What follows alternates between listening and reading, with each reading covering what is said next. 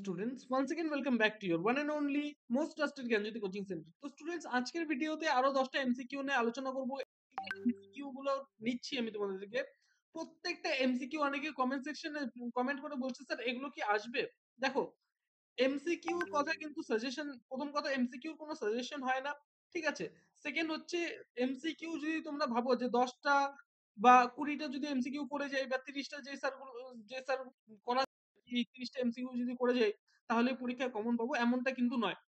আমি কিন্তু ধারাবাহিকভাবে ক্লাসেস গুলো নিয়ে আসছি কিন্তু, ঠিক আছে। অনেকগুলো এমসিকিউ আমি 10টা করে কিন্তু দিয়েছি, সেগুলোর মধ্যে থেকে কিন্তু আমি আশাবাদী যে সেগুলোর মধ্যে থেকে কিন্তু এক্সামে দেবে। সুতরাং একটা দুটো ভিডিও দেখে যদি তোমরা বলো যে স্যার কমন আসবে কিনা, তাহলে বলবো না, আসার চান্সেস অনেক বেশি আছে। তোমরা যদি সমস্ত ভিডিওস গুলো যদি তোমরা দেখো তাহলে কিন্তু অবশ্যই দেখবে সেখান থেকে কিন্তু কমন পড়েছে, ঠিক আছে। চলো শুরু করা যাক আজকের ক্লাসটি। নাম্বার 11, ভারতীয় সংবিধানের 14 নং ধারায় বলা বলা হয়েছে কি? এ নাম্বার অফ অ্যান্সার সেটা হচ্ছে আইনের দৃষ্টিতে সমতা এবং আইন সমূহ সমভাবে রক্ষিত, ঠিক আছে। আইনের দৃষ্টিতে সবাই সমান, বোঝা গেল। একজন গরিব মানুষের মানে আইন যেভাবে একজন গরিব মানুষকে দেখে, আইন সেভাবেই কিন্তু একজন মানে রিচ কোনো পার্সনকে দেখে, ঠিক আছে।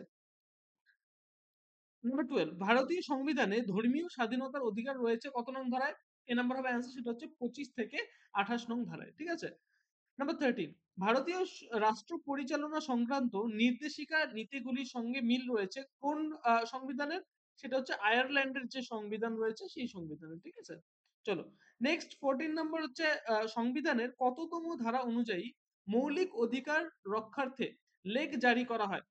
বি নাম্বার অফ অ্যান্সার সেটা হচ্ছে 226 নং ধারা। নাম্বার 15, নিচের কোন অনুচ্ছেদে ভারতীয় সংবিধানের মৌলিক কর্তব্য রয়েছে? এ নাম্বার অফ অ্যান্সার সেটা হচ্ছে 51 এর এ, ঠিক আছে। ওকে। নাম্বার 16, নিম্নলিখিত গুলির মধ্যে সংবিধানের কোন অনুচ্ছেদটিতে সমতার অধিকারের কথা উল্লেখ করা হয়েছে? সি নাম্বার অফ অ্যান্সার সেটা হচ্ছে 23 থেকে 24 নং অনুচ্ছেদ, ঠিক আছে। চলো নাম্বার 17, ভারতীয় সংবিধানের নিচের কোন ধারাটি মৌলিক অধিকারের সঙ্গে সম্পর্কিত আইনের সঙ্গে অসামঞ্জস্যপূর্ণ? সি নাম্বার অফ অ্যান্সার সেটা হচ্ছে ধারা 11। 18 নম্বর, বর্তমানে ভারতীয় সংবিধানে মৌলিক কর্তব্য রয়েছে কটি? ডি নাম্বার অফ অ্যান্সার সেটা হচ্ছে 11টি। ভারতীয় সংবিধানের সর্বোচ্চ ব্যাখ্যাকর্তা বলা হয় কাকে?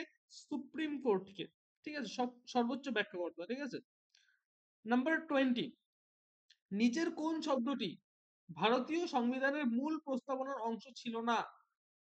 সেটা হচ্ছে প্রজাতন্ত্র। তো স্টুডেন্টস এই ছিল তোমাদের 10টা কোয়েশ্চেন এমসিকিউ, ঠিক আছে।